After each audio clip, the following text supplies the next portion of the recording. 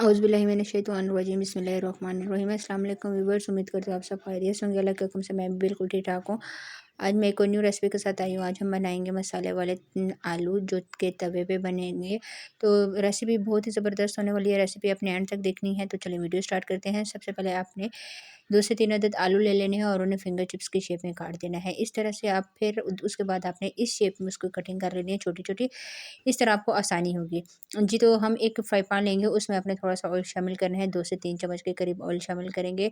Oil अच्छी तरह से जब गर्म हो जाएगा तो हम इसमें शामिल कर देंगे आलू। आलू को मैंने अच्छी तरह से वॉश करके और इसका पानी ड्राई कर दिया था।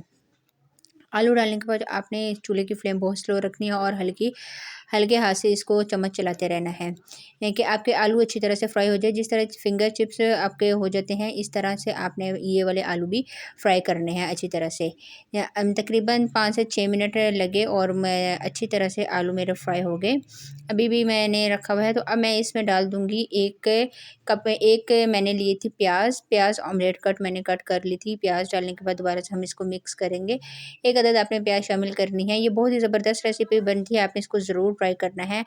अब इसके अलावा हम इसमें डाल देंगे 1 अदद टमाटर भी मैंने ऑमलेट कट ही लिया था। इन तीनों चीज़ों को डाल के अब दोबारा से आपने इसको अच्छी तरह से मिक्स करना है।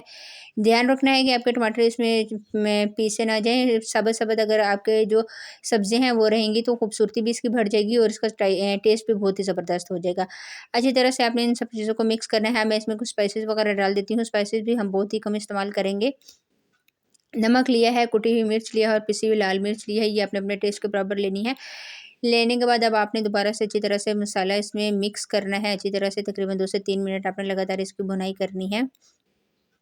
जी, 2 से 3 मिनट हो गए तो हमारे आलू बिल्कुल तैयार हो गए थे। बहुत ही ज़बरदस्त खुशबू आ रही थी और मैंने आलू चेक किए तो आलू भी अच्छी तरह से गल गए थे।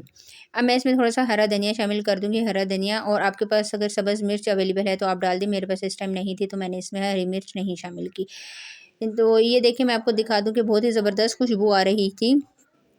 मैंने इसको अब फ्लेम चूल्हे की जो है वो ऑफ़ कर दी है और अपना फ्राई पैन जो है वो मैंने उतार के यहाँ पे एक साइड पे रख दिया था। आप देख सकते हैं इसकी खूबसूरती कितना ज़बरदस्त लग रहा है। अब हम इसको एक प्लेट में डालेंगे इस तरह से, और बहुत ही ज़बरदस्त है।